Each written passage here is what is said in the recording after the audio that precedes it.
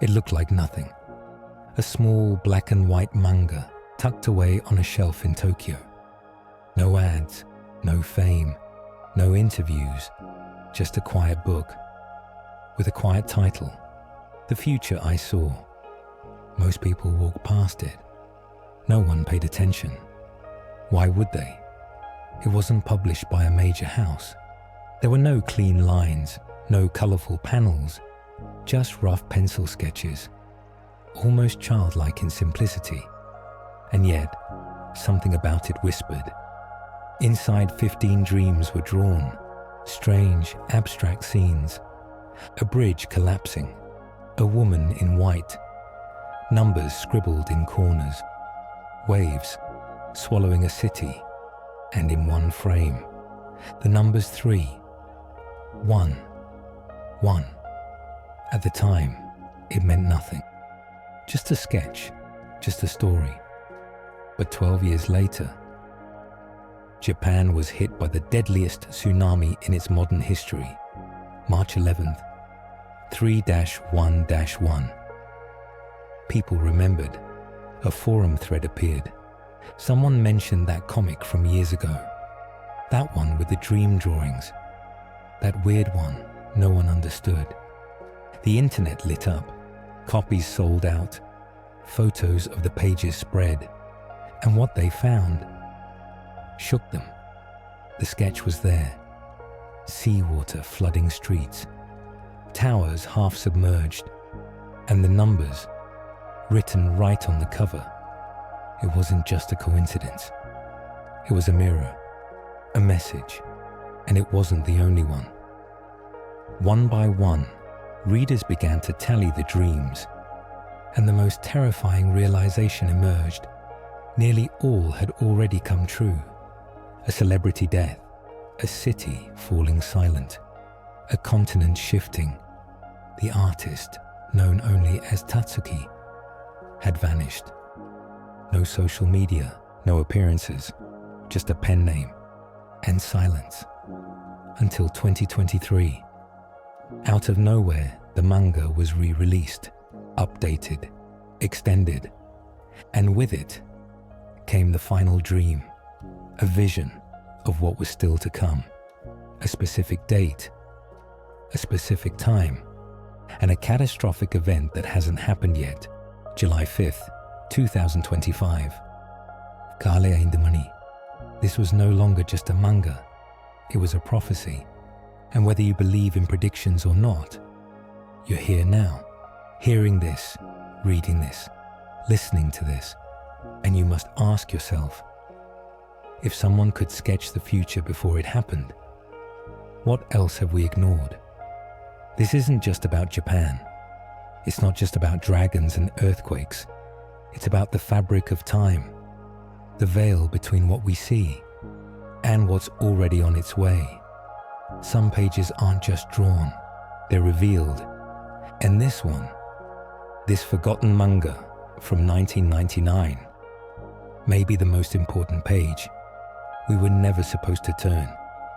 In 2011, Japan was struck by a tsunami so devastating, it split the country's history into a before and an after. Over 15,000 lives lost, entire towns erased, nuclear meltdown, and a collective trauma that still lingers today. But amid the grief, someone remembered something. A panel, a number, a dream. The manga was found again, The Future I Saw, and there it was, drawn in 1999, 12 years before the disaster. A vision of seawater swallowing cities, numbers, symbols, and 311. Suddenly, people needed to know, who was Tatsuki? But what they found only deepened the mystery. The name was a pseudonym. The art was hand-drawn and uncredited. The publisher had no active contact. Searches led to dead ends. No interviews, no archives, no trace. Some claimed it was a hoax.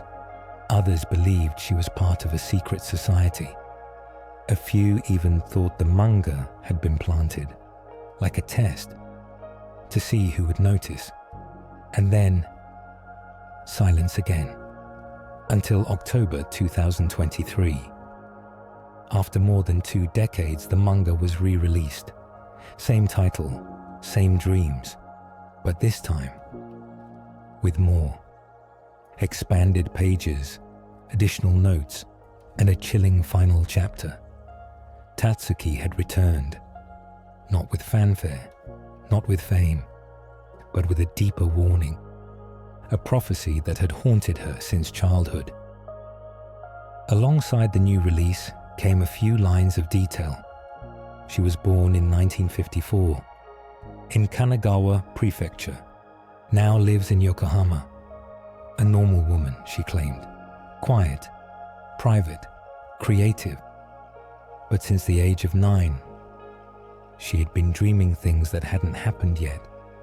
Visions, messages, always accompanied by an old man with white hair, a soft voice, and eyes that knew too much. Who was he? She never said.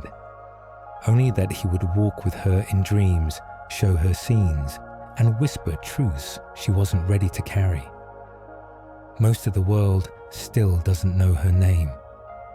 Only the name she left behind. Tatsuki, a shadow artist, a dreamer, a messenger, or something more. In an age where we can track anyone, how can someone still disappear? Maybe the better question is, why did she return? Now? And what does she know about 2025 that we're still trying to understand? Because sometimes the most dangerous prophecies don't come from oracles or governments, but from a quiet hand, sketching what the future is too afraid to say aloud. At first glance, it looked like nothing. No flashy cover, no famous publisher, no bold announcement that it would change everything. Just a slim black and white manga with a plain title, The Future I Saw. Inside, no characters, no plot, no dialogue bubbles filled with punchlines or battles, only a sequence of pencil sketches, crude, symbolic, each accompanied by a few handwritten notes. The drawings were like fragments from a dream. And maybe that's all they were. At least, that's what people thought. Until those fragments started to come true. One page showed ocean water breaching the streets of a city. No context. Just buildings swallowed whole by the tide. A clock frozen at 2:46. And the numbers 311 scribbled faintly on the bottom corner. 12 years later. March 11th, 2011. Japan was hit by the Tohoku earthquake and tsunami. Magnitude 9.0. The deadliest natural disaster in modern Japanese history. That same timestamp, that same chaos. Suddenly, people weren't reading The Future I Saw for curiosity. They were studying it, page by page, as if it were a prophecy encoded in ink. They found a drawing of a man standing beneath a spotlight, singing, then collapsing. The date below? 1976. The caption. The light fades before the voice does. The man resembled Freddie Mercury. In 1991, he passed. The date? November the 24th. Almost exactly 15 years from the dream. Another page showed a painting of a woman holding a child beneath the name Dana. In the next panel, a flash, a crash, and silence. August 31st, 1997. Princess Diana dies in a car crash. And once again, the page from The Future I Saw had predicted it. There were 15 dreams total. Tatsuki's own count claimed that 12 and a half had come true. The half, people speculated, was one still unfolding. These weren't vague Nostradamus-style riddles. They were precise, visual, and eerily timed. But what haunted readers the most was the final dream. Because unlike the others, this one had a date, a time, a scene so vivid it felt cinematic. July 5th, 2025, 5 a.m., a field of water, a column of earth rising, and then 2 dragons emerging from the sea. The manga's tone changed at this point. The drawings became more chaotic, more desperate, as if Tatsuki was trying to say something she didn't want to believe. This dream was different, and the closer the world gets to that date, the louder the whispers become. Is it just symbolic? A metaphor for change? Or a final warning from a woman who has already predicted too much? Because if even one more of her sketches comes true, the future I saw won't just be a curiosity, it will be a countdown. And the question won't be if she was right, it'll be what happens when we reach the last page. It was just another drawing, a quiet sketch, pencil on paper, simple lines. An urban street drowned in water, floating cars, cracked buildings, a clock face, frozen at 2:46. And beneath it all, barely noticeable, 3 digits, 3-1-1. No one paid attention in 1999. Why would they? The manga didn't come from a famous artist. It wasn't promoted. It didn't even look professional. Just a compilation of dreams. But 12 years later, everything changed. March 11th, 2011. 2:46 p.m. A magnitude 9.0 earthquake struck off the coast of Tohoku. Tsunami warnings issued, too late. The ocean rose. Waves reaching over 40 meters crashed into the shore. Cities swallowed. Entire neighborhoods erased. Over 15,000 dead. Hundreds of thousands displaced. Nuclear meltdown in Fukushima. Japan wept. The world watched in silence. And in the chaos, someone remembered the book. The Future I Saw. People pulled it off dusty shelves, scanned the pages again, and that's when they saw it. The sketch. Drawn in 1999, 12 years earlier. A street submerged, a timestamp that matched, and the number 311. The shorthand now forever tied to Japan's national trauma. Coincidence? That's what they said at first, until they flipped the page and found another dream. More water, more collapse, symbols, dates. The manga wasn't just a story, it was a map. And suddenly, it wasn't being read, it was being decoded. Online forums exploded, Reddit threads, Twitter chains, conspiracy sites, academic blogs. Everyone wanted to know, who is Tatsuki? And more urgently, what else did she see? For many in Japan, that moment, March 11th, was the turning point. The moment art became oracle, and a forgotten manga became a prophecy. People who had dismissed it as nonsense now read with trembling hands. News anchors quoted it on air, commentators debated it, and bookstores for the first time couldn't keep it in stock, because if one dream had come true, then the others might too. And at the end of those pages was one more dream, one with a date, a time, and a warning. That date was not in the past, it was in the future, July 5th, 2025. 5 a.m. What happens when a sketch predicts the deadliest tsunami in modern history? You stop calling it fiction, you stop laughing at dreams, and you start paying attention. Because sometimes the line between imagination and premonition is just one wave away.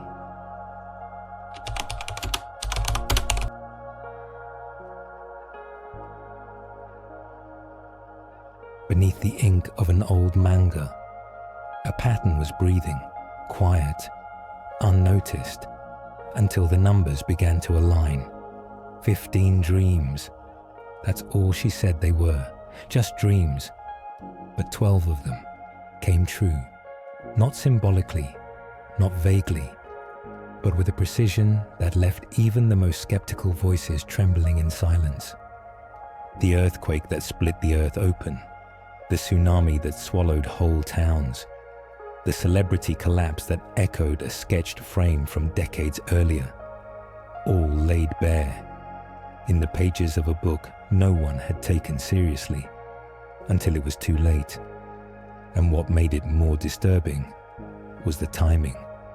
Some dreams took 5 years, others 10, and a few exactly 15, like clockwork, as if reality was on a delay, as if these visions were not predictions but memories, arriving before their moment. Researchers and readers alike began to compile lists. They cross-checked events, flipped through panels, matched symbols to dates. What they found was not a coincidence. It was a pattern, one that mapped itself like constellations across a sky no one thought to look at until the stars had already fallen. Dream 1. A man collapses on stage. Years later, Freddie Mercury. Exact date, exact lighting, exact aftermath. Dream 2. Flooded streets. A calendar marked 3/11. The Great Tohoku Earthquake and Tsunami. Japan's 2011 disaster. Etched in graphite 12 years too early. Dream 3. A woman, golden-haired, holding a child. The name Dana floating on a canvas. A tunnel. Screams. August 31st. Princess Diana. The crash. The silence that followed. One after another, the dreams were no longer just sketches. They were timestamps, coordinates in a future that was trying to whisper before it screamed. Even the emotional tone matched, the weight of grief, the eerie calm before devastation. It wasn't just what Tatsuki saw, it was how she felt, and how her readers felt it too. And it gets stranger. Some of the dreams weren't just premonitions of death or disaster, but of rebirth, new lands rising, bridges forming between continents, a sea that churns, only to reveal what had been buried beneath it for millennia. You have to ask yourself, was this woman dreaming or remembering? Because if 12.5 dreams have come true, what of the last ones? What of the final vision she said would come in July of 2025? What are we supposed to do when the clock ticks down to a prophecy we've already seen unfold again and again? If the pattern continues, then the next chapter isn't fiction. It's a countdown, one we may already be living in. And the question isn't whether you believe in dreams. The real question is, are you watching closely enough to see when the next one begins? It looks simple at first. A thin line tracing the edge of a coastal street. A few buildings outlined in pencil. Waves curling in from the right side of the page. But those who have seen it, really seen it, say it doesn't feel like art. It feels like memory. Tatsuki's sketch, the one later referred to by online communities as page 3.11, would become the most studied page in her mysterious manga. Not because it was the most beautiful, but because it was the most terrifying. Long before March 11, 2011, before anyone could imagine the sea swallowing towns or nuclear sirens howling across a shaken coast, Tatsuki had already drawn it 12 years before. With no fanfare, with no agenda, just a dream, translated into pencil and paper. On that page, a narrow road leads directly into rising water. Cars, half submerged, a streetlight bending at a strange angle. The word tsunami nowhere to be found, but the sensation of collapse unmistakable. In the upper margin, scrawled without context, 3 numbers: 3, 1, 1. To anyone else, it might have been a timestamp, or a date forgotten in a corner of the mind. But after the earthquake struck, after the wave towered into the mainland, displacing over 400,000 people and taking more than 15,000 lives, the world looked back at that sketch and shivered. Because what's more chilling than a warning is a warning we didn't understand in time. Tatsuki never claimed to know why she saw it. She didn't pretend to be a prophet. She didn't profit. She disappeared. And yet, the drawing exists. And the question it raises lingers in the silence between facts.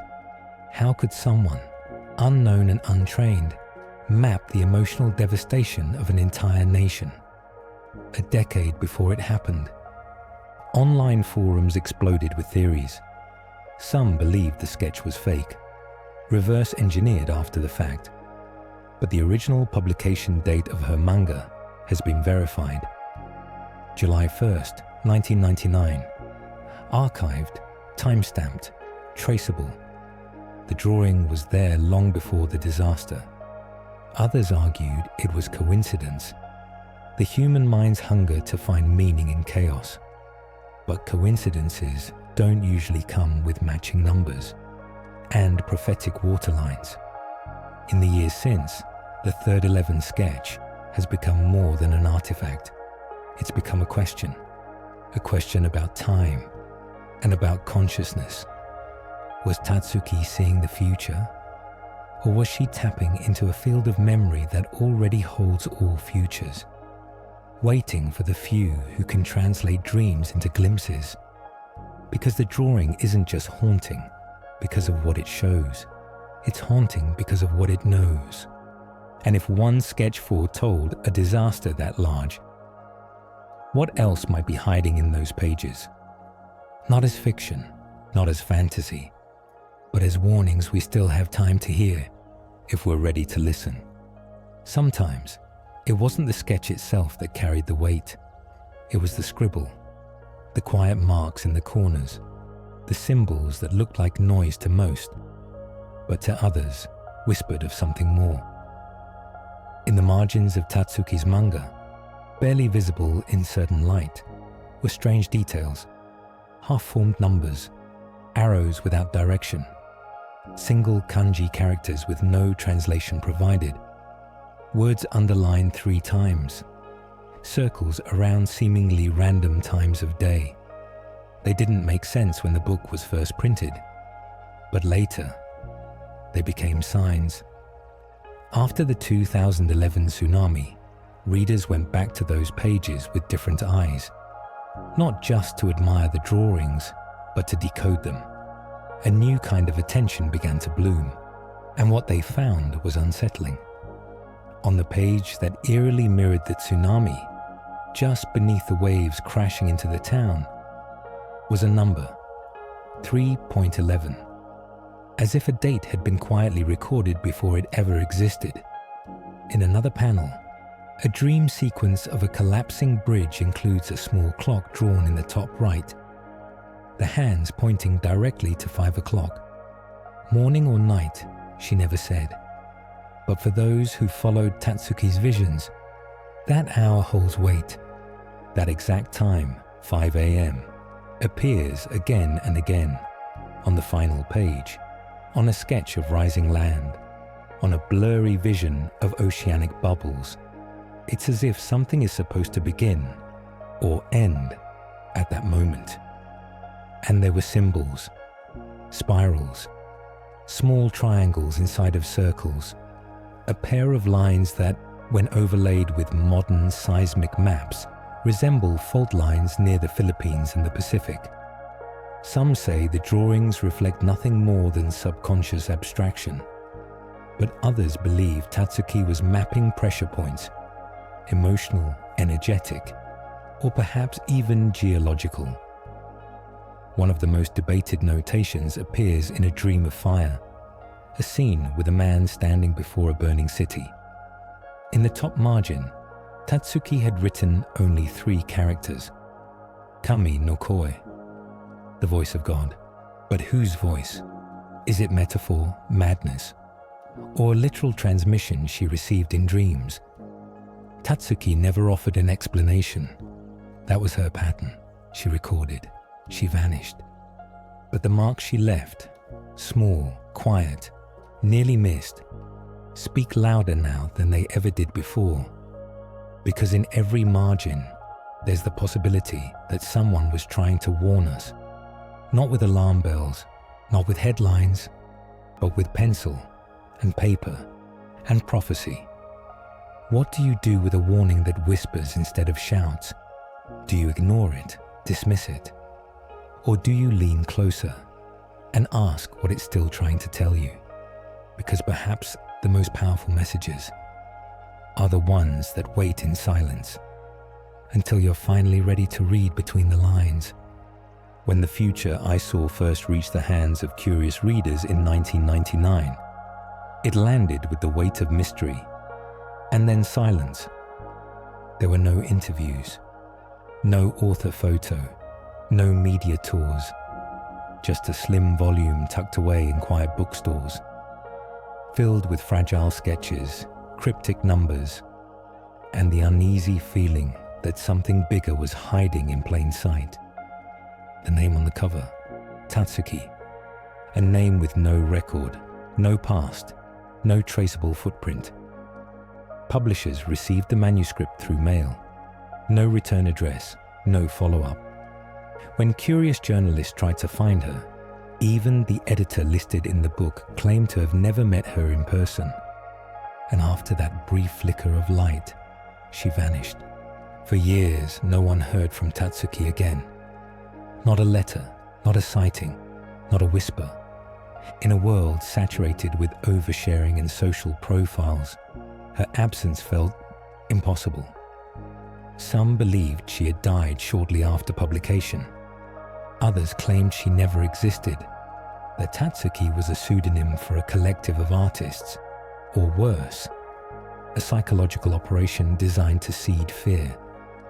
But among those who believed, another theory took root, that Tatsuki knew something she couldn't say in words, something she had only permission to sketch, and that by revealing it, she had crossed a line. You see, in many ancient traditions, prophecy is not a gift. It's a burden, a sacred responsibility, a curse that demands silence after the message is delivered. The Oracle of Delphi spoke only in riddles. Visionaries throughout history were shunned, locked away, or worse, silenced, because truth is dangerous when it's too early.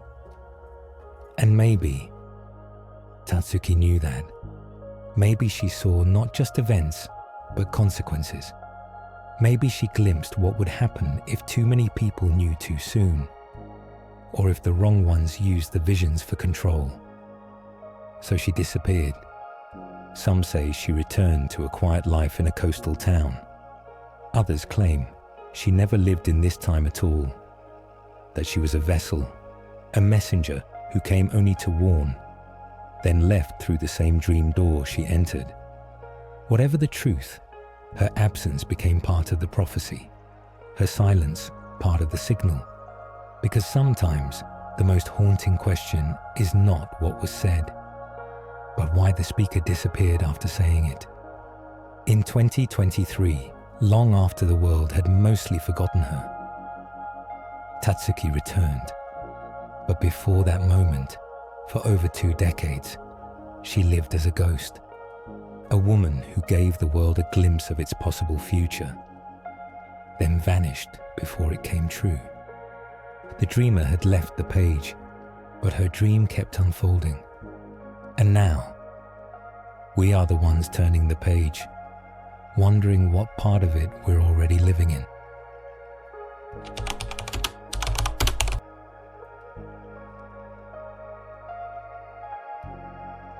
From the time she was just 9 years old, he was already there. He didn't knock.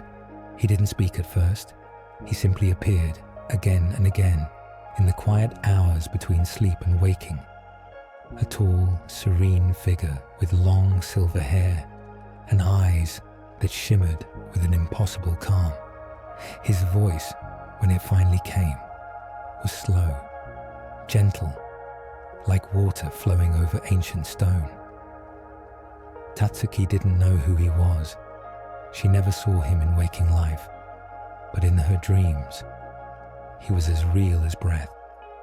He never gave a name, never claimed to be a spirit guide, an ancestor, or anything divine.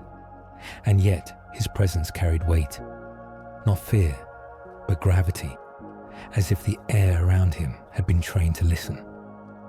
In the beginning, he simply walked with her, along rivers that didn't exist, beneath moons that never rose, through cities that shimmered with a light too soft for electricity. And then, one night, he spoke. He told her of things to come, not in riddles, not in prophecy, but in story. Stories of disasters, of deaths, of global shifts, of fractures in the earth and in time. And each time she woke, Tatsuki would reach for her pencil and draw, not from imagination, but from memory, as if she'd just returned from someplace she couldn't name. Over the years, the man grew no older. His eyes never dulled, but the dreams became sharper, more urgent.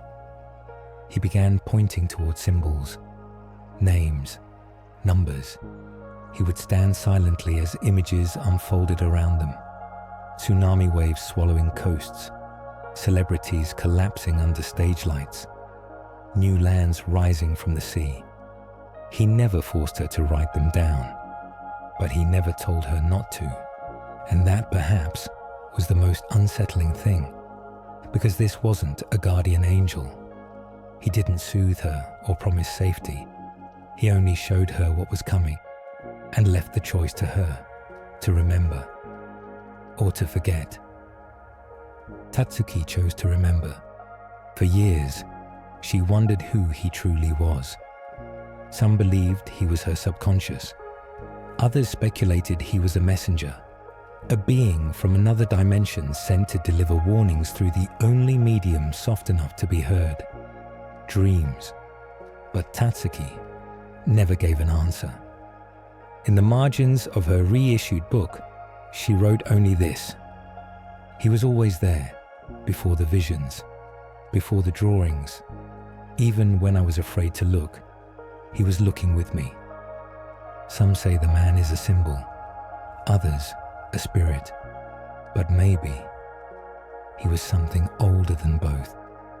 A presence that appears not to change the future, but to prepare the soul for it. And if that's true, then maybe we're not meant to understand him with the mind. Maybe we're meant to recognize him when he appears in our own dreams and ask ourselves, what would we do if the future walked beside us? At first, the world didn't notice. A quiet pencil sketch in a little-known manga. A name nobody recognized. Dreams that felt too strange, too disjointed, to be anything but imagination. But then, the chain began. It started with a man beneath the stage lights, a singer, radiant, iconic, holding a microphone as the spotlight shimmered around him. In the dream, he collapsed mid-performance. A gasp from the crowd, then darkness. Tatsuki sketched it, wrote the date, November 1976. The man in her dream was Freddie Mercury. 15 years later, on November 24th, 1991, the front pages of the world went dark. Freddie Mercury, the legendary voice of Queen, was gone. It could have been coincidence, but that sketch had something else. In one frame behind the collapsing figure was a blurred film crew, capturing the scene. When Freddie died, news broke that a documentary and biopic were already in production, a mirror of the image she had drawn years before. That's when she stopped calling them dreams and started calling them messages. But the chain didn't stop there. Another vision. A long corridor of glass, golden light pouring through towering windows. At the end of the hall, a painting of a blonde woman with a child. One word written beneath it, Dana. Then a sound. Screaming metal, glass shattering, an unseen force slamming into motion. The date she wrote in her journal was August 31st, 1992. 5 years later, to the day, the world learned that Princess Diana had died. A car crash in a Paris tunnel. The echo of the vision was too sharp, too exact. Once again, people began to whisper. Who was she? And why were these dreams following time like shadows? By the mid-1990s, the dreams began to come faster. Disasters, earthquakes, volcanic eruptions, deaths of public figures.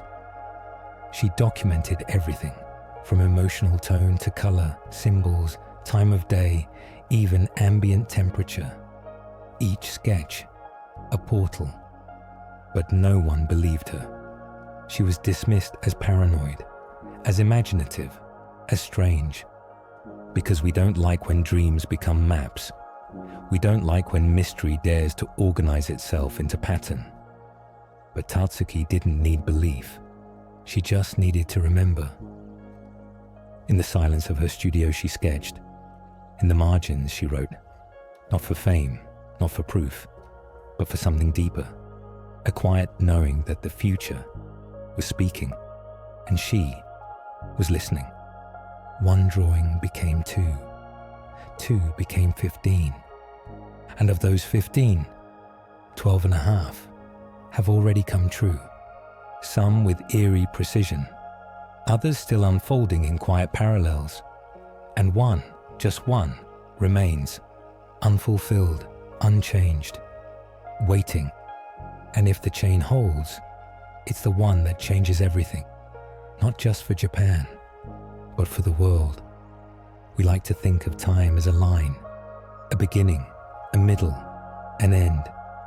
We wear watches, count days, mark calendars as if the future is a place we walk toward 1 minute at a time. But what if that's not how it works? What if time folds? Because in Tatsuki's dreams, events don't arrive with warning. They ripple backward, like echoes from something that's already happened in a future we haven't reached yet. A death, a disaster, a shift in the Earth's crust. They don't knock politely at the door of time. They bleed into it, months, years, even decades before the world catches up. And the old man with silver hair who appeared in her dreams never spoke in future tense. He spoke as if it had already happened, as if what was to come had already been written. This isn't new. For thousands of years, mystics have whispered the same truth. The ancient Hopi believed time was a spiral, not a line, with prophecies embedded in cycles that repeat. In Hindu cosmology, time is not a march, but a wheel, the Kala Chakra, where past, present, and future coexist in sacred rhythm. In quantum physics, the block universe theory suggests that time isn't flowing at all, that every moment from your birth to your final breath already exists. You are simply experiencing it one frame at a time, like flipping through a cosmic flipbook. In that view, the future isn't ahead of us. It's already here, and some are just more tuned into it. Tatsuki may have been one of those people, not a fortune teller, not a prophet, but a receiver, a living antenna for information bleeding across timelines. Her dreams weren't predictions, they were downloads, impressions from the fabric of time itself. And perhaps that's why they came through as dreams, because dreams are the one place where the mind stops pretending to be in charge, where time bends, where your childhood home can appear next to someone you haven't met yet, where you can fly, breathe underwater, speak to the dead, and believe it completely. Dreams are a language outside of time, and maybe that's why the messages come there first. Maybe that's why mystics sleep in temples, why shamans fast in caves, why prophets wander into deserts and return with visions. Because time does not move, it listens. And when the noise of the world goes quiet enough, it whispers. The dreams of Tatsuki suggest a terrifying possibility. Not that the future is fixed, but that it echoes, that it leaves fingerprints. And if we learn how to feel them, we might finally remember that time isn't waiting for us to catch up. It's inviting us to remember that we were always already there. In the waking world, we rely on words, but in the dream realm, the soul speaks in symbols, and Tatsuki's pages were full of them. Dragons twisting beneath the ocean, a bridge half collapsed, light bursting from the sea, ash-colored skies, empty streets, clocks frozen at 5 o'clock. To most, these are fragments, artistic flourishes, but to those who listen deeper, they are glyphs from the subconscious, messages encoded in the only language the soul has ever truly spoken.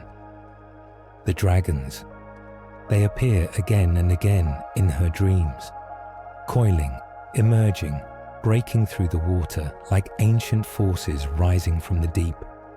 In nearly every culture, dragons are not monsters. They are guardians of knowledge. In Eastern traditions, they represent transformation, elemental power, and cosmic balance. In dreams, they often arrive when something sacred is awakening beneath the surface. So what were they guarding? The storm. Tatsuki described the sky as silent, grey, as if holding its breath. Then waves, columns of water rising like walls, tsunamis that dragged not only buildings, but entire realities into their undertow. Water is memory. In myth, it cleanses. In dreams, it floods when emotions have been dammed too long. A tsunami in the dream world is never just destruction. It is a reckoning, the unconscious demanding to be felt. And the bridge, always fractured, always unfinished. A structure meant to connect, cut in half.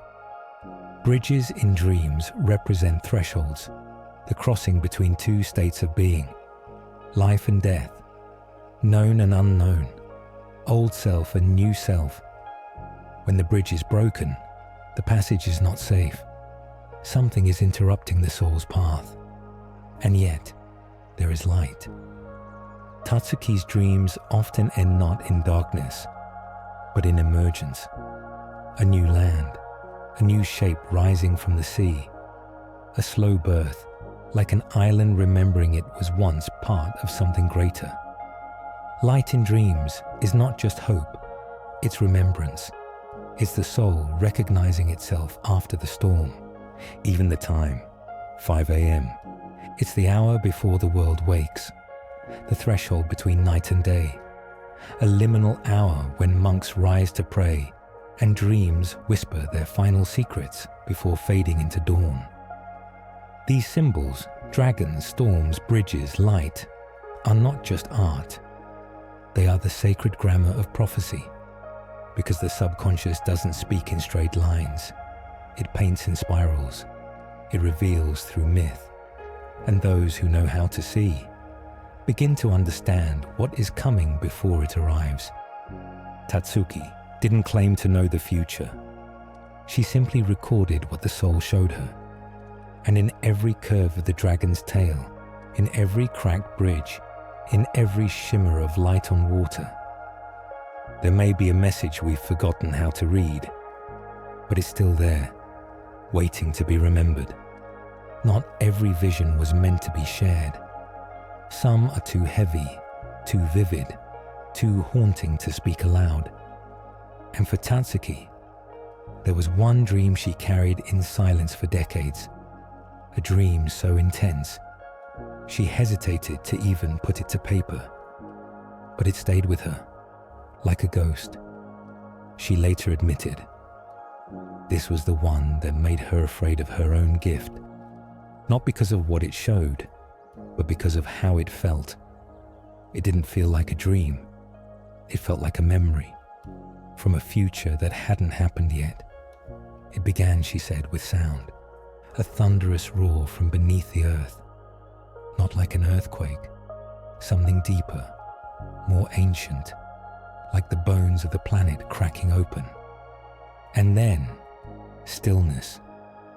She found herself standing in what looked like a city, but everything was wrong. The roads were torn apart.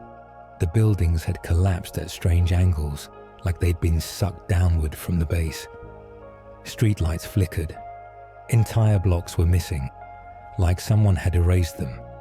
There were no people, no voices, just wind. And then she looked down. She was standing at the edge of something. But it wasn't a street. It was water.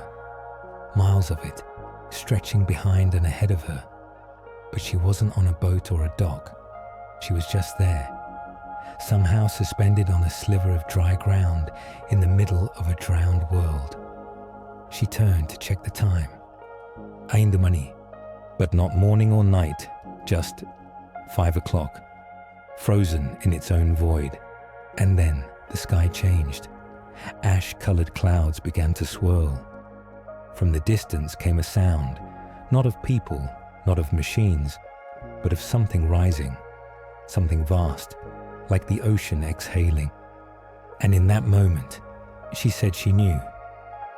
Everything was about to change. When she awoke, she couldn't breathe.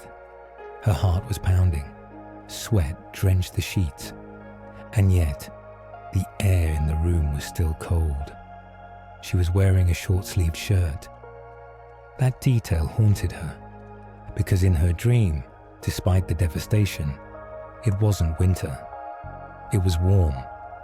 And later, as she compared it to past disasters, like the 2011 tsunami, something didn't align. The season was wrong. The scale was wrong.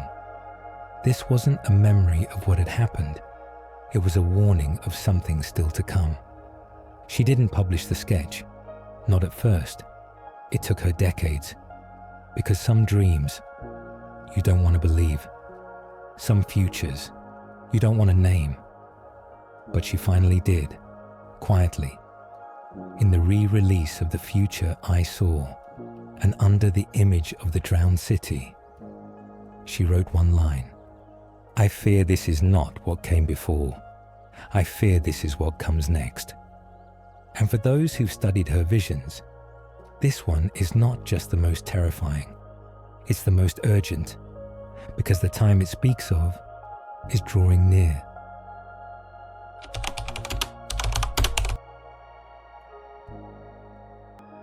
The date was precise, the time exact, not a vague feeling, not a symbolic number. It was written clearly, simply, ominously. 5 a.m., July 5th, 2025. No riddles, no metaphors, just ink on paper, a timestamp that has haunted readers ever since. For most of her dreams, Tatsuki had sketched impressions, scenes, fragments of things yet to unfold. But this one was different. It wasn't just a drawing, it was a warning. In her own handwriting, in the margin of the final dream, the hour was circled, underlined. A moment etched into her mind with such intensity, she said she could feel it in her body. She didn't just see the vision, she lived it. Waking up in a cold sweat, breath shallow, her heart pounding like a drum that wouldn't stop. The dream began in silence, a sky without sun, ash-colored clouds blanketing the horizon. She stood alone on what looked like the edge of a rising landmass. But the world beneath her was trembling. The ocean was still, too still. And then, the bubbling began. From the sea south of Japan, Enormous pockets of air rose like something ancient breathing beneath the crust. The water churned, foamed. The ground beneath it shook like it was splitting open from the inside. Then came the dragons, not cartoonish, not mythical, but elemental. Two enormous serpents twisting beneath the sea's surface, forming out of steam and shadow. They didn't speak, they didn't roar, they just circled, waiting. Tatsuki remembered feeling her body lock in place, not from fear, but from recognition, as if she had seen this before or would see it again. And then the moment came.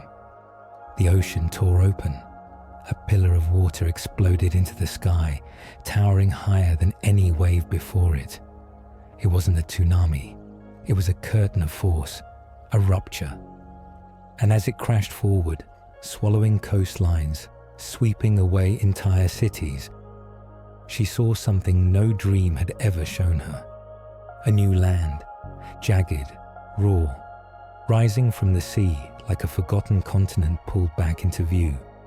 Japan, Taiwan, Hong Kong, the Philippines, no longer separated, but connected. It was not just destruction, it was transformation. But that was not what chilled her most. It was the clock. In the dream, before the wave hit, she looked at her wrist. The hands of the watch struck 5 a.m., sharp, and she knew what it meant. It wasn't a dream anymore. It was a countdown, a prophecy she could no longer ignore. So she wrote it down, bold, clear, in the reissued version of her book. July 5th, 2025. At dawn. She didn't say it might happen. She said it would. And now, the world waits, not knowing if that wave is real or already rising. The water was calm, too calm. In the dream, she stood at an impossible height, as if her soul had lifted above the earth. Below her, the Pacific Ocean stretched like a living map, silent, vast, breathing. Then it began. Tiny ripples at first, swirls in the current, but they didn't behave like waves. They moved with intention, as if something was stirring beneath, something ancient. From the edges of the dreamscape, two shadows emerged beneath the water, long, coiling, and slow. Their bodies glistened in the dim light, not quite flesh, not quite smoke. Their forms were massive, serpentine, but not monstrous. They were sacred, elemental.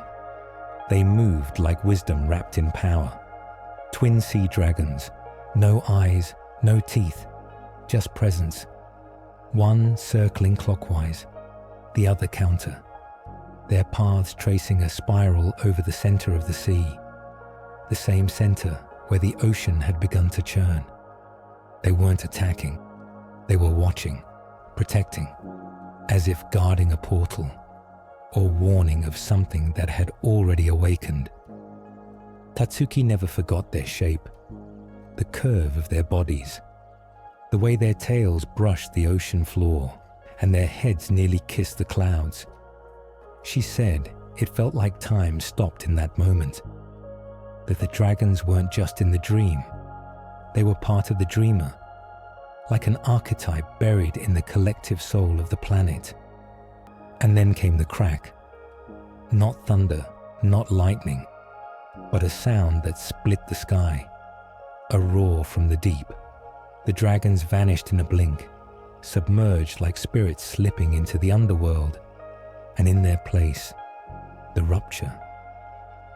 A shockwave tore through the sea, sending a plume of water miles high. The earth groaned, islands trembled, and what followed was a wave unlike anything she'd ever drawn before. A vertical wall of water, devouring the coastline like time erasing a page. But this wasn't just a tsunami. This was a reckoning, a reshaping. Because as the wave receded, something emerged from the depths, land, new, raw, rising like the bones of an ancient being waking from slumber. And all the while, a single word echoed in her ears: remember. She didn't know if it came from the dragons or from somewhere within, but she knew it was not just about the future. It was about something humanity had forgotten, something buried beneath layers of belief, of distraction, of denial. Tatsuki believed the two dragons were more than symbols, that they represented forces older than religion, older than language, the primal dualities of nature, watching, waiting, and warning. And now, as that date draws near, the one she circled so many years ago, the question returns like a tide rising inside the collective subconscious. What if those dragons weren't a dream?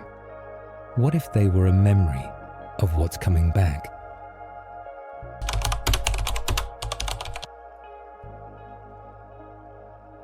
Japan has always lived on the edge of something unseen, not just culturally, not just spiritually, but geologically.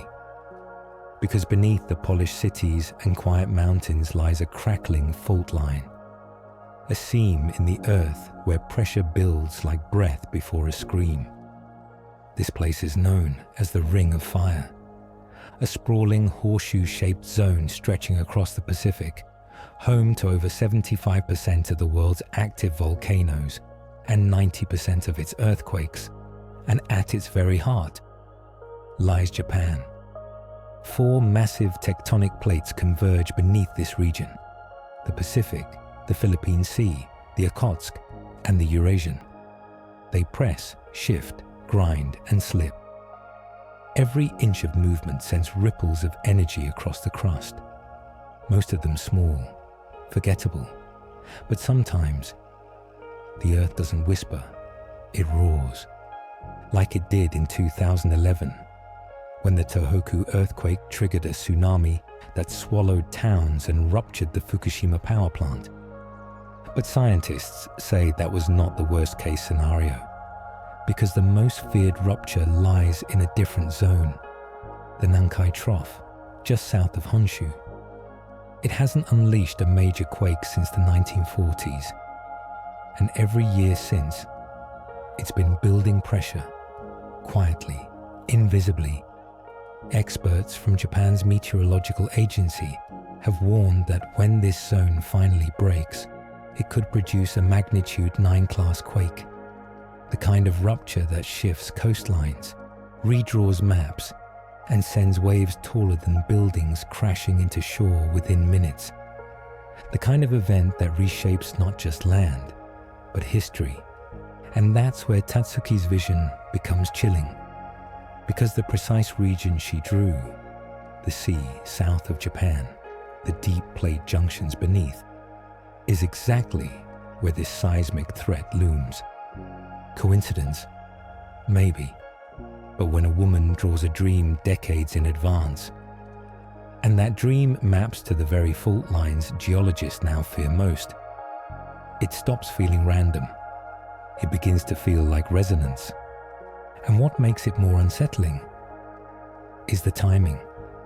Seismologists use a model called the recurrence interval, a cycle that estimates how often massive quakes hit a region. And in southern Japan, that interval is believed to be every 90 to 150 years. We're overdue. That doesn't mean a quake will strike tomorrow, but it means the earth remembers. And if Tatsuki's dream was more than imagination, if it was tuned into the trembling memory of the land itself, then what she saw might not be myth at all. Because sometimes science and prophecy don't contradict each other. They converge. One speaks in data, the other in dreams. But both, perhaps, are trying to say the same thing. Something is coming, and it's already moving beneath our feet. Throughout history, dreams have danced ahead of disaster. Before the fall of Troy, a queen dreamed of fire and shadow. Before Pompeii vanished, strange omens filled the skies. And before September 11th, countless people reported eerily vivid visions they couldn't explain until the smoke cleared and the towers fell. But what if this isn't coincidence? What if some part of human consciousness is always listening, tuned not just to the present, but to what lies ahead? Tatsuki's visions may sound extraordinary, but in truth, she stands among a long line of those who warned and were ignored. In 1972, a Chinese man named Zhang Xiaodong dreamed repeatedly of a massive earthquake in the city of Haicheng. His dreams were so vivid, he alerted the local authorities. Unbelievably, his warnings were taken seriously, and days before the quake struck, 90,000 people were evacuated.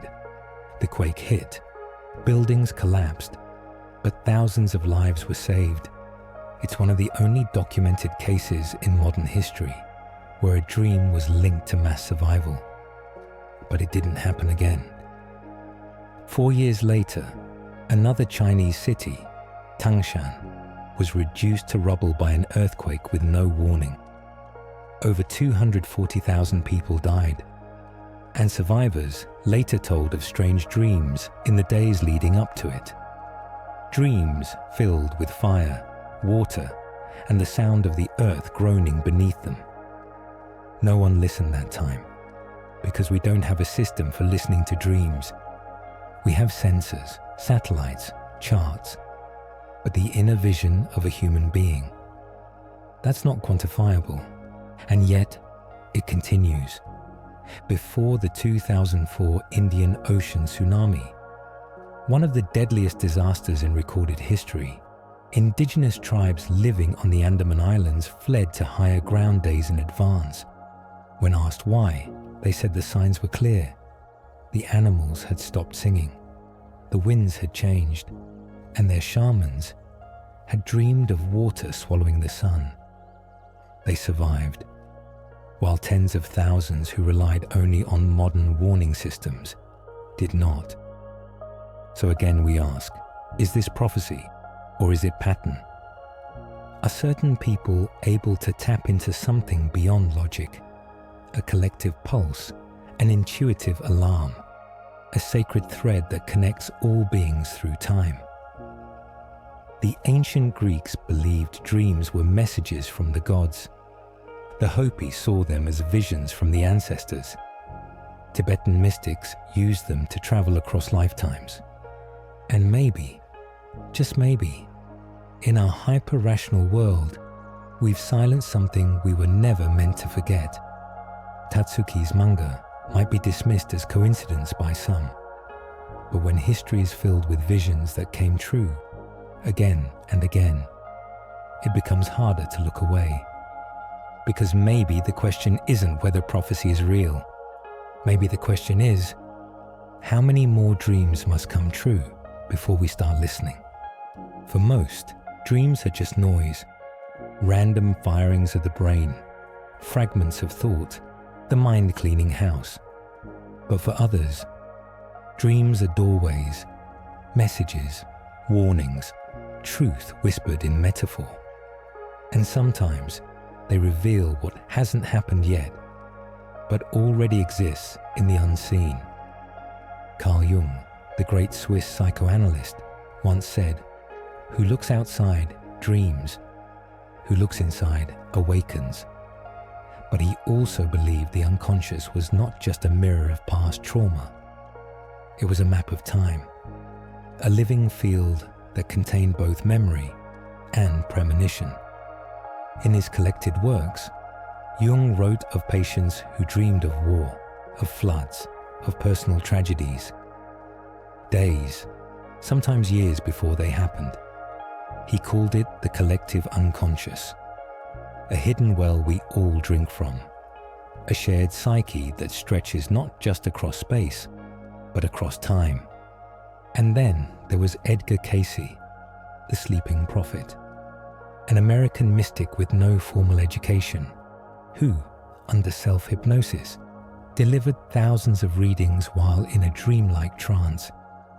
He diagnosed illnesses he'd never seen, described events in the future, and claimed that within the dream state, the soul could travel, not just into the past, but into futures yet to be formed.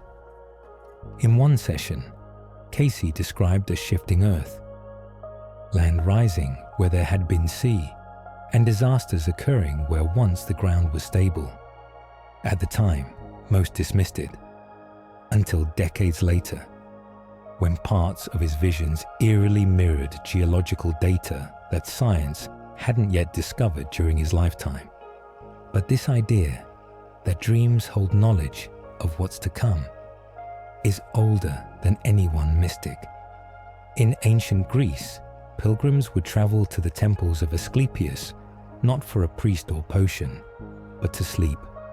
It was called incubation. People would fast, purify, lie beneath sacred ceilings, and wait for dreams that would heal, warn, or guide. In Egypt, dreams were considered divine encounters. They believed the soul left the body during sleep and met with gods, ancestors, and even future versions of itself. Tibetan dream yoga teaches that if the mind is still enough, clear enough, the dream state can be used to see karma unfolding ahead of time and even shift it. And indigenous shamans, they've known this forever. For them, dreams aren't fake. They're the place where the real begins. So what if Tatsuki didn't just have an active imagination? What if her drawings were not guesses, but echoes? What if consciousness is not confined to a brain? What if time is not linear? And what if the soul knows things long before the mind can process them? Science may not have language for this yet, but maybe the ancients did. And maybe the future doesn't just arrive. Maybe it whispers, in symbols, in visions, in dreams, waiting for someone to see and someone to remember. There are dreams that collapse the world, and there are dreams that raise a new one. Among all the visions Tatsuki recorded, drawings of floods, earthquakes, and collapsing cities, there was one that stood apart, not because of its terror, but because of what came after it. In that dream, she stood at an immense height, as if on the shoulders of a giant, looking down at the vast sea south of Japan. The water was unnaturally calm, a silence too thick, too heavy. Then the surface began to ripple, not with wind, but with force. From the depths below, enormous pockets of air began to rise, like the sea itself was boiling. And then, the land came. Jagged stone, soaked in salt and time, began to push upward, first in fragments, then in sweeping slabs. A new island was being born. But this wasn't just any island. Tatsuki said she saw something no map had ever drawn, a continuous mass of land, one that connected Japan, Taiwan, Hong Kong, and the Philippines, a union of nations by Earth itself. Impossible, maybe not, because this region sits atop one of the most volatile geological zones in the world, the Pacific Ring of Fire. Here, tectonic plates do not rest. They grind, push, buckle, and quake. And when enough pressure builds, land can rise. It's happened before. In 2013, just off the coast of Japan's Nishinoshima Island, an underwater volcano erupted. Slowly, a new island emerged. Over time, it grew, fused with the old island, and changed the coastline forever. In 2021, another eruption in the Kuril Islands, a disputed zone between Japan and Russia, birthed yet another stretch of land. No warning, no signs, just fire, water, and creation. Volcanologists have long warned that major seismic events in this region are not just likely, they're inevitable. The Philippine Sea Plate and the Pacific Plate collide here, grinding beneath Japan's fragile crust. These movements not only trigger tsunamis, they also open the potential for dramatic geological uplift. In fact, the very islands of Japan were formed this way, not laid like puzzle pieces, but pushed into the sky by fire and pressure from below. Tatsuki's dream of land emerging isn't outside scientific possibility, it's inside it. So what if her vision of connection, of land uniting nations, wasn't symbolic?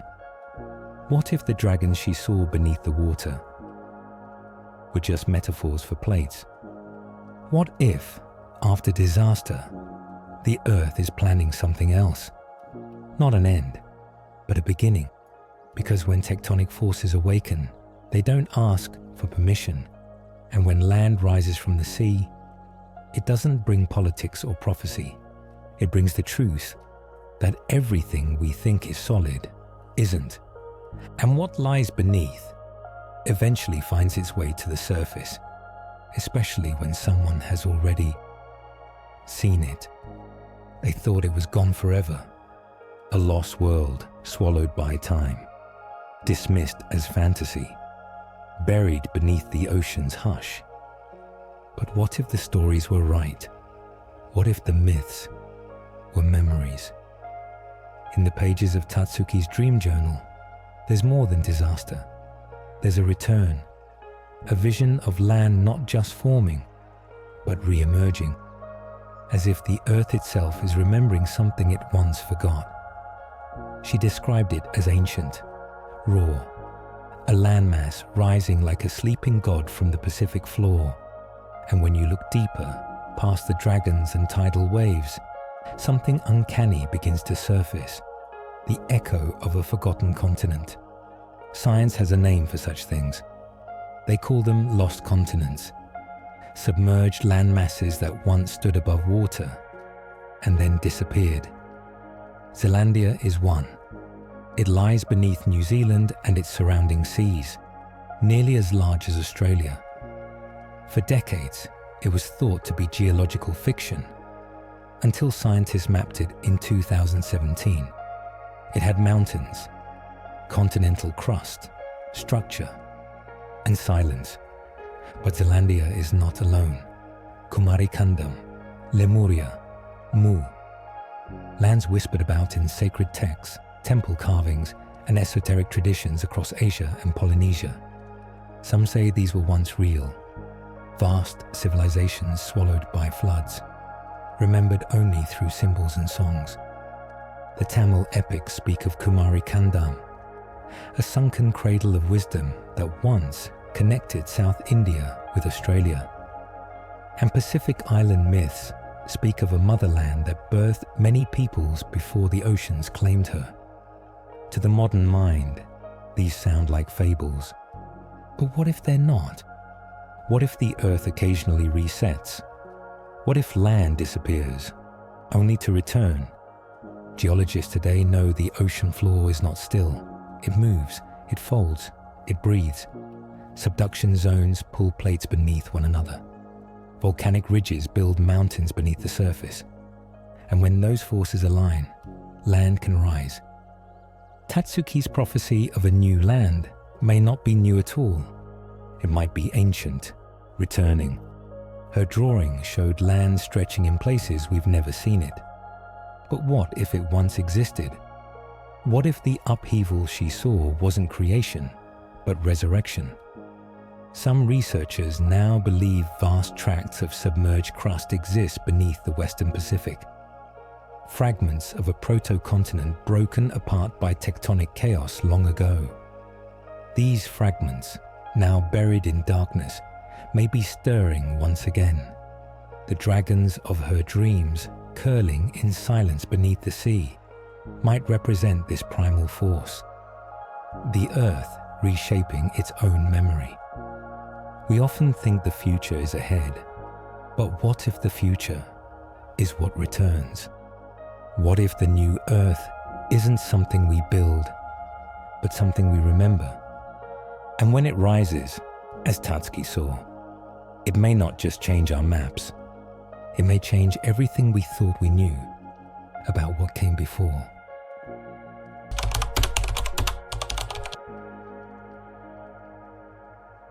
She could have stayed gone. For over 2 decades, she vanished. No public appearances, no interviews, not even a signature to trace. Tatsuki became a ghost in the collective imagination. A name whispered on forums, a mystery inside a mystery. And then, suddenly, quietly, she returned. In 2023, a re-release of the manga appeared. The same title, the same dreams, but something had changed. This time, she brought one more vision. It was as if the clock had struck a moment she could no longer ignore, as if the pages themselves began to hum with urgency. The future wasn't waiting anymore. It was arriving, and she had one final message to give before the door closed for good. Why would someone disappear after predicting disasters with uncanny precision? Why go silent when the world was only just beginning to pay attention? Maybe the answer isn't fear. Maybe it's timing. Prophecy doesn't beg to be believed. It waits. And sometimes, those who carry the burden of foresight know that truth is only received when the soul is ready. Maybe Tatsuki knew we weren't ready. Not for what she had seen, not for what she still needed to say. But now, something had shifted. Perhaps it was the alignment of global unrest, the trembling of tectonic plates, the stirrings of something deep beneath both land and consciousness. Her return wasn't loud. It didn't come with fanfare or media blitz. It arrived like her original book did, in silence, a soft ripple in the waters of the internet, a whisper, not a roar. And yet, that whisper spread like wildfire, because this time, the world was listening. The new edition included explanations, details, a clearer voice behind the sketches, and a final dream never before published, anchored by a date, July 5th, 2025. 5 a.m. A moment she marked not just with a drawing, but with a warning. Not everything in the new book was translated. Some of it remained symbolic, abstract, meant for those who know how to read between the lines. But it was enough to ignite a new wave of attention, not just in Japan, but globally. And in that final dream, there was no silver-haired man, only Tatsuki, standing alone beneath a fractured sky, watching the earth rise and the old world dissolve. Maybe that's why she returned, not to convince anyone, not to prove she was right, but to fulfill the purpose of the dream itself, to pass on the message, because prophecy doesn't live in predictions. It lives in presence. And maybe, just maybe, she came back because someone out there, maybe even you, was finally ready to receive it. The re-release looked ordinary. Same title, similar cover. Just a different year stamped quietly on the back, 2023. But inside, something had changed. There were new pages, unnumbered, slightly darker ink, symbols not found in the first edition, and most unsettling of all, a handwritten note tucked between 2 dreams, its message brief and chilling. This will be the last time I speak. No explanation, no signature, just a final whisper from a woman the world still barely knew, but had come to trust with eerie precision. Some readers flipped through the updated manga casually at first, expecting minor edits, a cleaned-up layout, maybe a short forward. Instead, they found layers, sketches that hadn't been in the 1999 version, imagery that felt sharper, more urgent, and a series of symbols that defied easy translation. A spiral inside a triangle, a sun split in half, a city underwater with its clock tower still ticking, and on one page, a line in shaky cursive. Everything rises, then disappears. It wasn't poetry, it was prophecy. The new drawings were different, less chaotic, more refined, as though Tatsuki had gained clarity over the decades. As if her dreams were no longer fogged by time, but focused like a beam through glass. And among those pages, the last dream, a wave taller than the skyline, a rift in the sea floor, a woman standing barefoot on newly risen land, staring out towards something we could not see. Next to it, etched faintly in the corner, were coordinates. Latitude and longitude numbers that, when entered into a map, pointed to a spot in the Pacific Ocean, a place with no name, just deep blue silence, for now. What did she mean by "last time I speak"? Was she saying goodbye to her readers? Or warning that this was the final message the world would receive before the veil dropped? Perhaps it meant she would not survive the prophecy. Or perhaps she knew that once the date arrived, there would be no need for more dreams, because the dream would become real.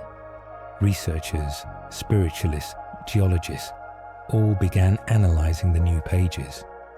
Some dismissed them as art, others claimed hidden codes, but a few paused, not because of the pictures, but because of the silence that lingered after reading them. It was the kind of silence that doesn't ask for belief. It asks for listening, not to the pages, but to something stirring inside. The last edition wasn't just an update, it was a transmission. One final ripple sent across the surface of the collective unconscious. Not to frighten, but to prepare. Because when a voice that's been silent for 24 years speaks again, only to say, "This is the last time," you have to wonder, what happens next?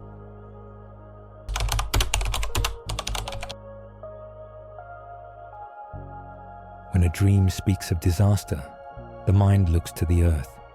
Floods, quakes, fires, the tangible breaking of the world. But sometimes, the true rupture isn't beneath our feet.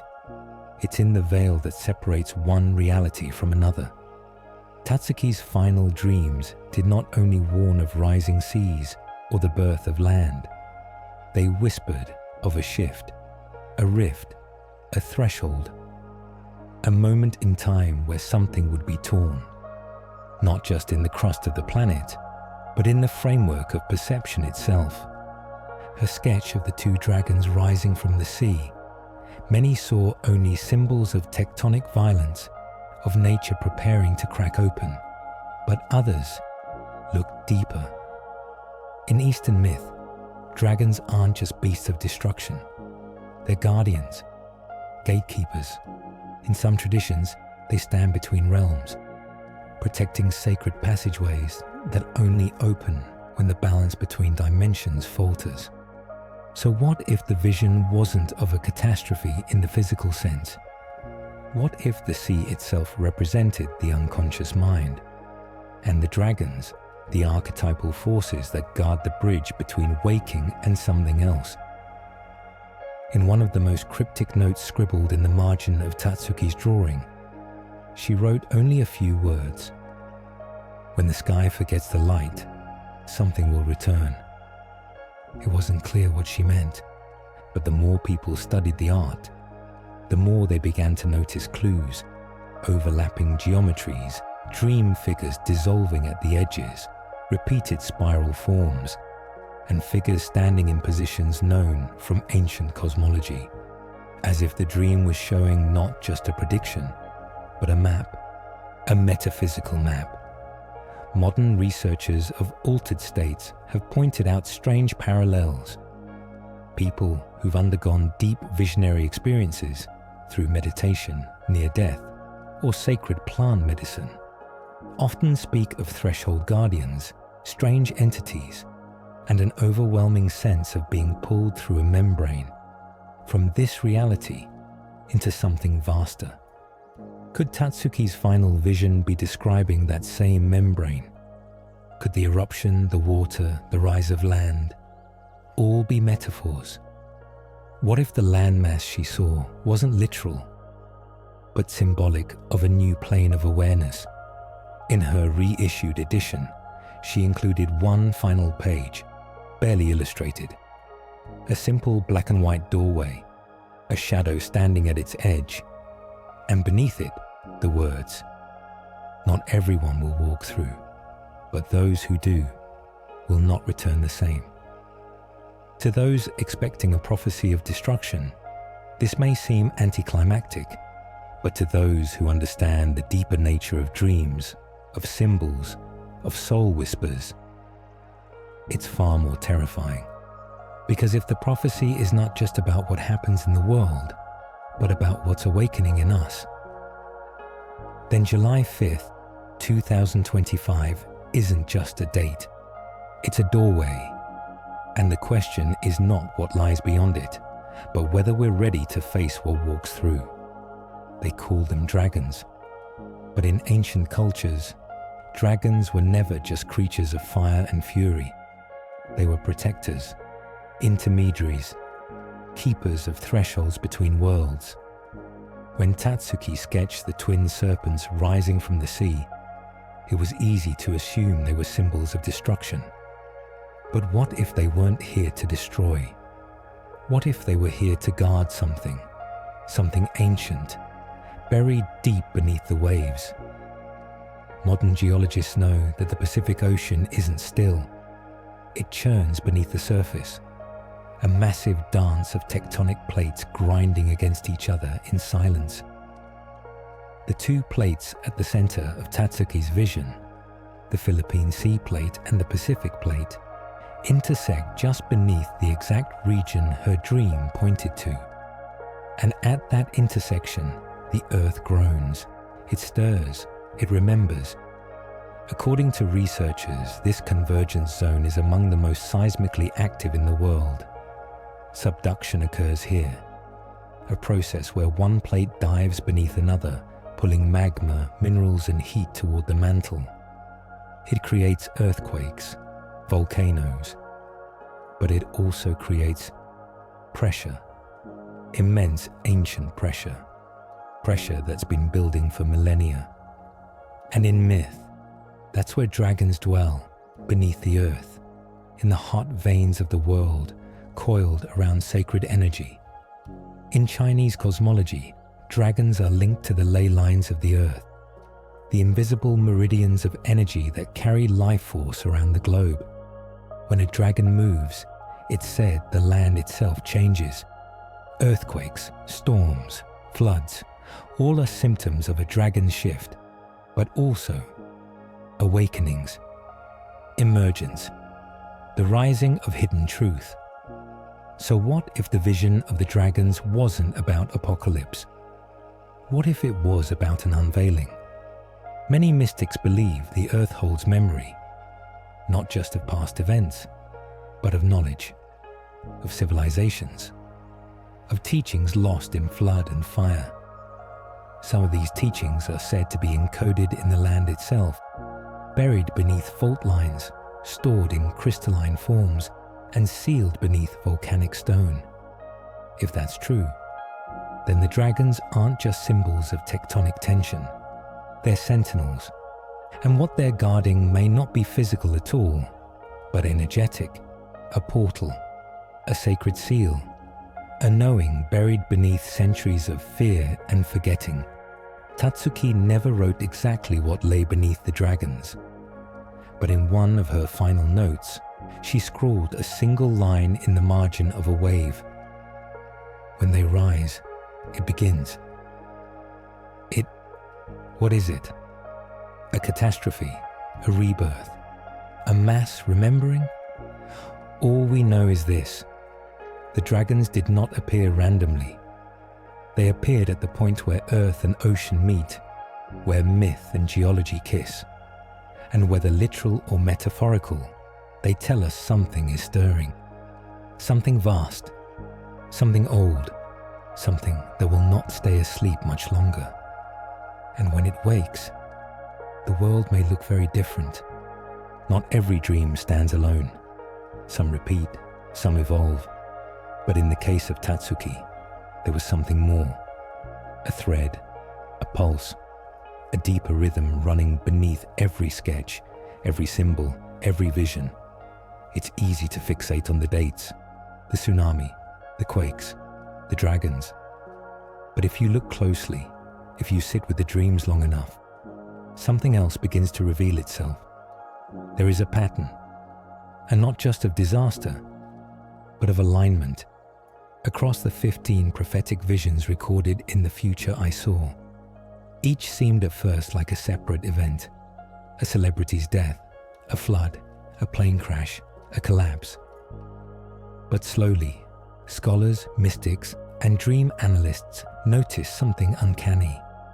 Nearly all of the events she documented, no matter how diverse, converged around a single emotional signature, a frequency, a moment of rupture, followed by revelation. Even more strangely, some dreams overlapped in unexpected ways. Dates echoed, symbols repeated. In multiple entries, a woman appears in white, walking through broken landscapes. In others, bells toll, just before a great wave.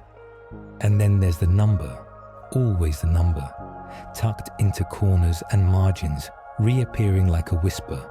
5:00, 5 a.m. Not once, not twice, but at least 4 separate dreams marked that exact hour. The Freddie Mercury vision, the Kobe earthquake, the final wave, all arrived just before or just after the dawn. That strange space between darkness and light. Why? What does that hour represent? In ancient mysticism, the hours before dawn are considered a liminal space, the Brahma Muhurta in Vedic teachings, when the veil between worlds is thin and insight is easiest to receive. It's the time when monks pray, when seers awaken, when dreams reach their peak, and perhaps when timelines converge. Some have proposed that Tatsuki wasn't just seeing random events.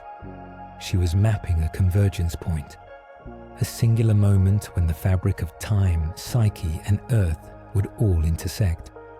The land rising, the dragons appearing, the sea dividing, and in the center of it all, a woman with silver in her hair, holding a pen, looking not afraid, but ready. Could it be that each dream was not a warning, but a preparation, a countdown? Because when you take every vision, every symbol, every date, and layer them like transparencies on a projector, they point to one thing. Not destruction, not chaos, but a crossing, something destined. Tatsuki may have never said it outright, but in one of her final notes, written beneath a sketch of an open sky filled with broken stars, she wrote, "They were never separate. They were always one story. One story, one message, one dream, stretched across time, leading to a moment that hasn't yet come. And now, we are standing at its edge."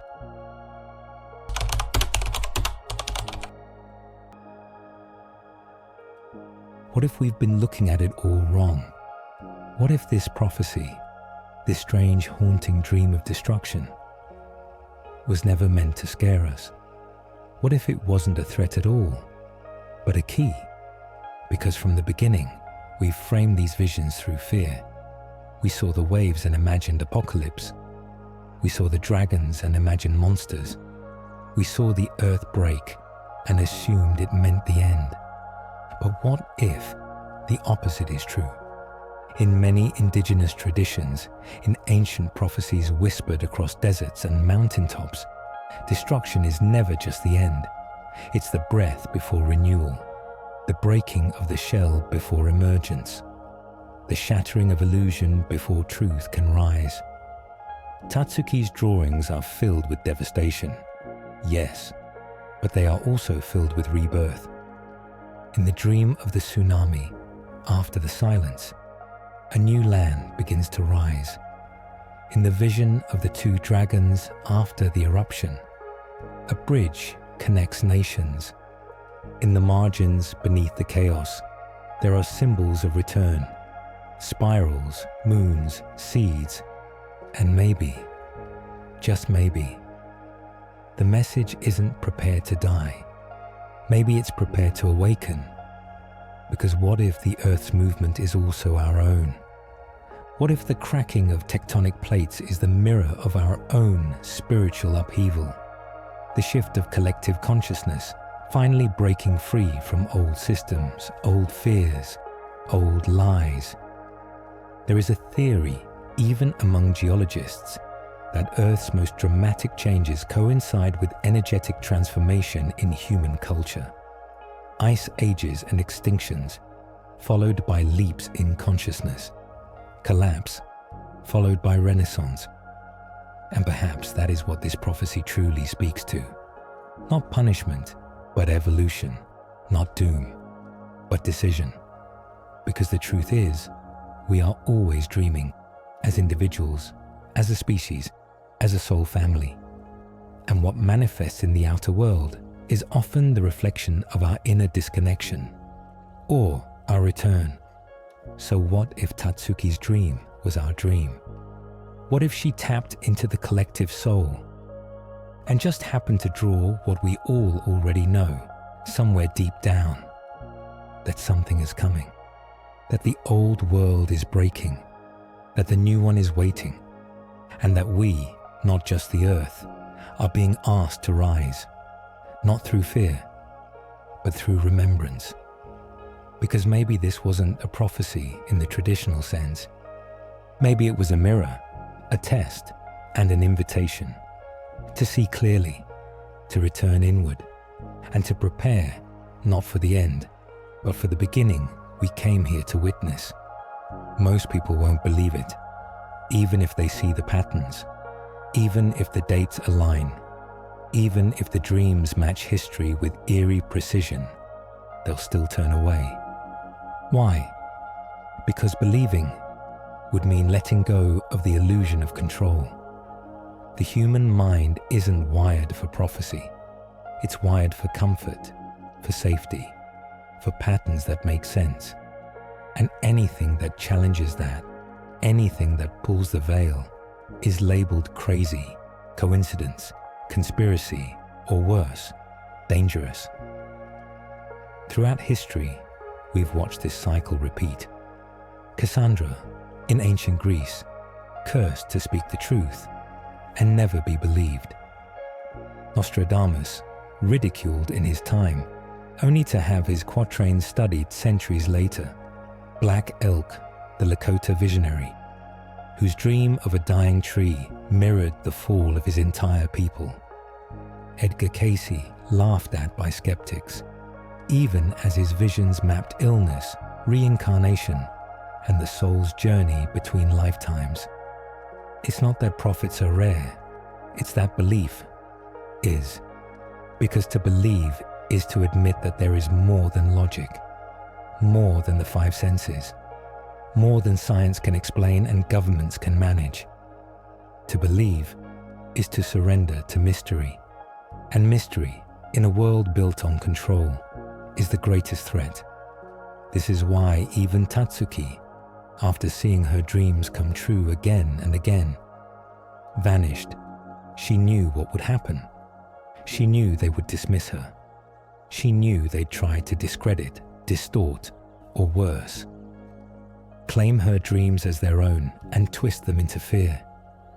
And maybe that's why she returned in silence, not to prove herself, but to leave a trail for those who were ready, for those who felt the quiet tug beneath the noise, that something was real here, that this wasn't fantasy, it was memory. But even now, with her words published, her drawings available, her timing precise, most people will scroll past. They'll shrug. They'll say, that's just manga. It's just imagination. Because if they don't, then they have to ask harder questions. What if she's right? What if dreams are real? What if time isn't linear? What if we're being warned and we're not listening? The mind rejects what it's not ready for. That's not a flaw. It's a defense, a coping mechanism designed to keep the world familiar. But prophecy is never familiar. It's disruptive, it's sacred, and it's personal. You see, real prophecy doesn't just predict the outer world, it mirrors your inner one. And maybe that's the real reason most ignore it, because deep down, we know. If this is true, then everything we've been taught to believe about reality, time, destiny, and soul begins to unravel. And that's not just terrifying, it's liberating, but only for the ones who are ready to remember.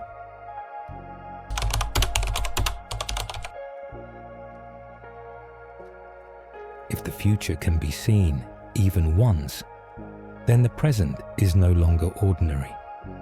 It becomes sacred. It becomes charged with meaning, like a breath held between two eternities. A single decision, a glance, a silence could ripple across years, shaping what has not yet happened. And if that's true, then prophecy doesn't just describe what's coming, it reshapes what is. When Tatsuki put pencil to page, she wasn't just recording images, she was collapsing timelines, daring to look beyond the curtain of now and offer a glimpse into the unformed. And whether we believe in her dreams or not, one thing becomes impossible to ignore. Once you hear them, you're changed. Even if you forget the details, something in you doesn't move the same way. You pause longer at the sound of water. You notice strange dates. You wonder sometimes whether that gut feeling might be more than emotion, might be memory trying to return. That's the power of prophecy. It's not about fear. It's not even about certainty. It's about orientation.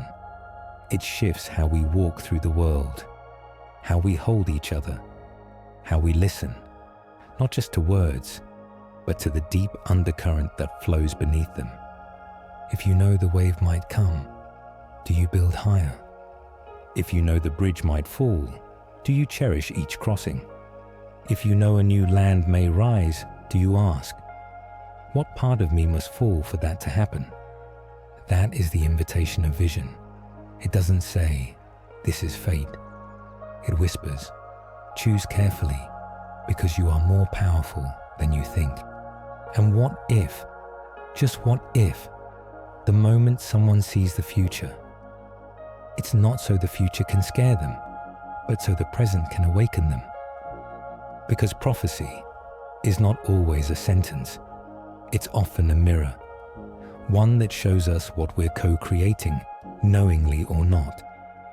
Tatsuki saw dates, symbols, cities, tsunamis, dragons.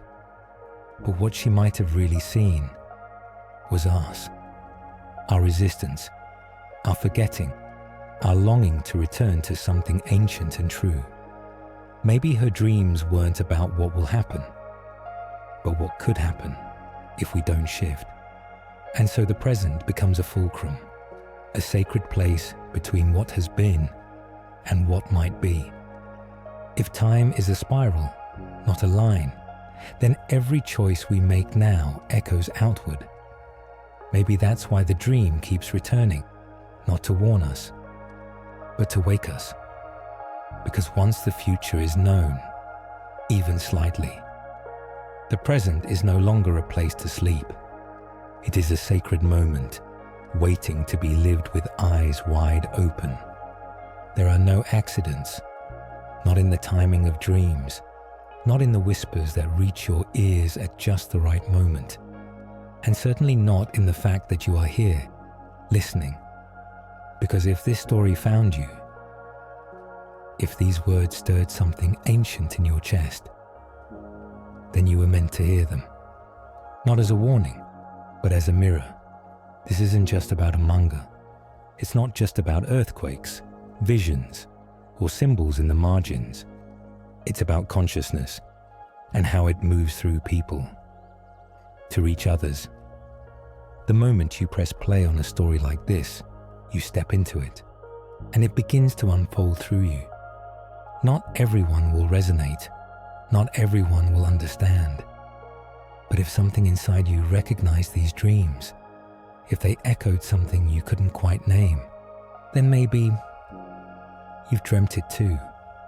Maybe you've always known something was coming, that a shift, not just in earth, but in awareness, was drawing near.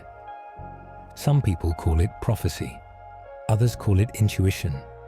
Some dismiss it entirely, afraid of what it asks of them. Because once you see the pattern, you can't unsee it. And once you feel that you're a part of it, you know your choices matter. Every belief, every silence, every act of courage or fear, it all ripples.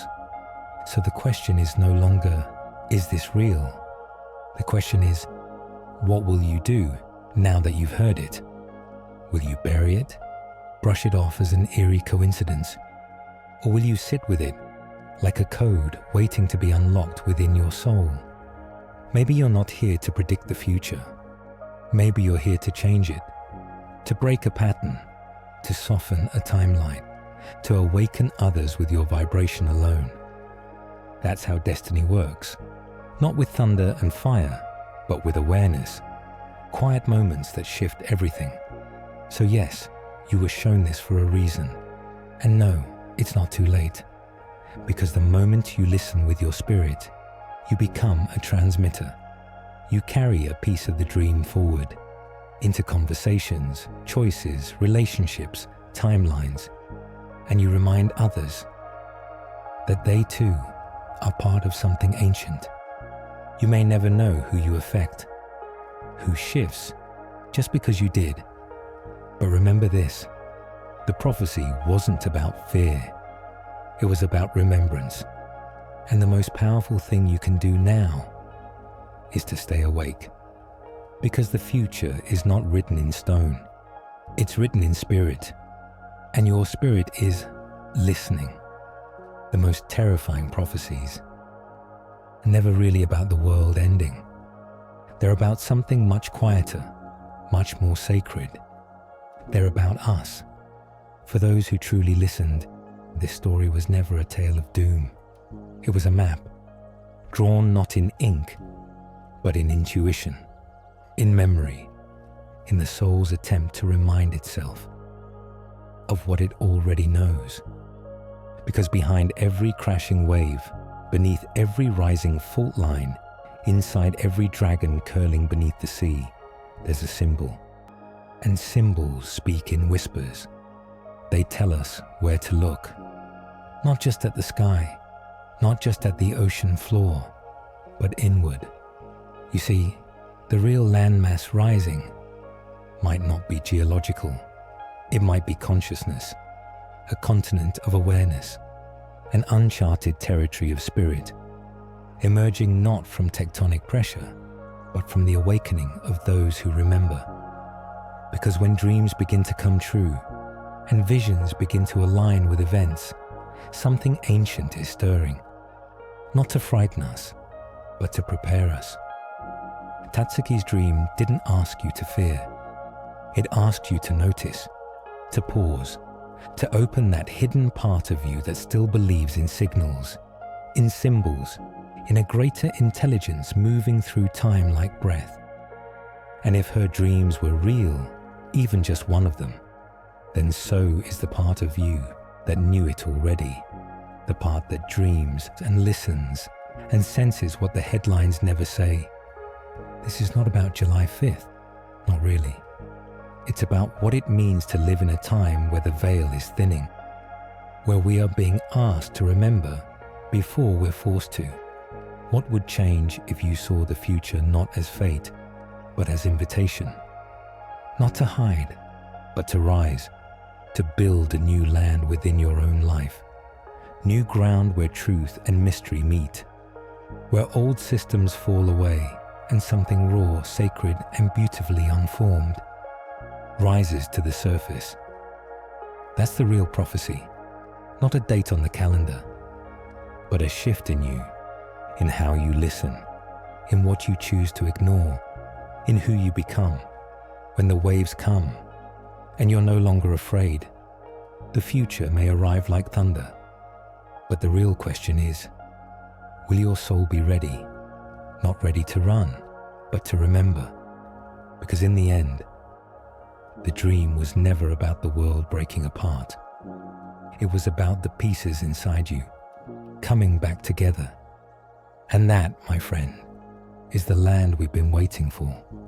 If something in you stirred while listening, if a whisper within said, "I felt this before," then you weren't just watching, you were remembering. And that matters, because we are the ones who carry these stories forward. Not just the tales of prophecy, but the invitation to awaken. So if this resonated with you, don't let it vanish. Don't let it fade. Share this video. Send it to someone who's been dreaming too. Leave a comment below. Tell us what you felt, what you saw, what part of you remembered. We read them, every word, because your voice is part of the unfolding. And if you haven't already, subscribe, not just to follow a channel, but to walk this hidden path with us, step by step, vision by vision, dream by dream. We're not here to predict the end. We're here to prepare for what comes after. This is the hidden voyage, and together we remember, we rise, and we return to the truth we've always carried. See you in the next one. And until then, watch the skies, watch your dreams, and above all, stay awake. Welcome to the hidden voyage. Welcome home, soul whisperer and soul creator. The hidden voyage. If this journey moves something in you, don't let it end in silence. Let it echo. Share it with someone still afraid to speak of death, still avoiding the mirror, still pretending time is infinite. Let this video be the hand you extend, the torch you pass, the doorway they didn't know they were seeking. Leave a comment, not just to speak, but to witness. What part of you is beginning to awaken? What have you been avoiding that now asks to be seen? And if your soul feels ready to keep walking, deeper, quieter, truer, then this is your place. Not just a channel, but a temple. Subscribe and join a circle of seekers who no longer run from the end because they've begun to live from it. We release these videos like offerings, each one a prayer, each one a mirror, each one a map to awaken before the end, to remember who you are beneath the name, to walk together toward what cannot die, one breath at a time, one truth at a time, one sacred step on the hidden voyage. Soul whisperer and soul creator. The hidden voyage.